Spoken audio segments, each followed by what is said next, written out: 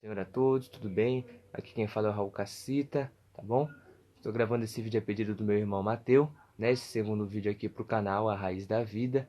Inclusive já vou pedir para você curtir, comentar e compartilhar esse vídeo, tá bom? Para que cada vez mais vidas sejam alcançadas em nome do Senhor Jesus, tá? Hoje a palavra se encontra no segundo livro dos reis de Israel, capítulo de número 22. Somente os dois primeiros versículos, tá bom? Tinha Josias 8 anos de idade quando começou a reinar, e reinou 31 anos em Jerusalém. E era o nome de sua mãe Gedida, filha de Adaías de Boscate. E fez o que era reto aos olhos do Senhor, e andou em todo o caminho de Davi, seu pai, e não se apartou dele nem para a direita, nem para a esquerda. Deus me deu essa palavra e é uma palavra muito boa, é uma palavra muito forte, que eu particularmente gosto, né, desse rei, que é um rei que ele foi o último rei bom de Judá, o último rei que fez algo reto diante de Deus, um último rei agradável a Deus antes da invasão da Babilônia à terra de Jerusalém, né? E é muito interessante ver que ele começou a reinar aos 8 anos de idade, né? A gente teve algo parecido aqui no Brasil, né? No período imperial, quando Dom Pedro I é obrigado, né, de certa forma pressionado, a abdicar do trono, e ele vai embora do Brasil, o seu filho Dom Pedro II só tem 5 anos de idade, e por ter 5 anos de idade ele não pode reinar, certo? Porque ele não era maior de idade, ele precisava alcançar os 18 anos, e aí se começou o período regencial aqui no Brasil, que durou de 1830 a 1841, certo? E o que é interessante é que Deus não fez um período regencial com Josias. A Bíblia não diz que alguém no reino não nomeou um escrivão, não nomeou um sacerdote, não nomeou nada. Aqui Josias começa a reinar com seus 8 anos de idade, reina por 31 anos, ou seja, ele morre com seus 39 anos de idade. E é muito interessante algo ainda que não está aqui no livro dos reis, mas está no segundo livro das crônicas, no capítulo de número 34, versículo 3, que aos 16 anos, né, a Bíblia destaca que no 8º ano do seu reinado ele começa a buscar a Deus. Então a gente já vê um adolescente de 16 anos buscando a face de Deus. Quando ele atinge os seus 20 anos de idade, ele começa a purificar a terra de Judá e a cidade de Jerusalém de todos os ídolos, de todos os altos, de todos os altares, de todos os sacerdotes de outros deuses. Por quê? Porque ele começou a buscar a face de Deus. Mesmo jovem, ele conseguiu realizar um grande avivamento na cidade de Jerusalém e nas terras de Judá. Mesmo que o seu pai Amon fosse um homem mau, ele não teve um bom exemplo. Foi uma criança que não viu bons exemplos. Porque a Bíblia diz que Amon ele foi um mau rei, ele fez coisas abomináveis diante de Deus. Então ele acabou sendo morto, ele reinou pouco. Ele reinou somente 2 anos em Jerusalém, tá?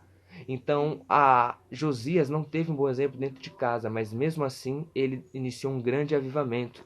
Aos 24 anos de idade, ele realizou a reforma no templo, que estava cheio de ídolo, que estava cheio de imagens abomináveis, que estava cheio de rachaduras o templo, né? A Bíblia diz fendas.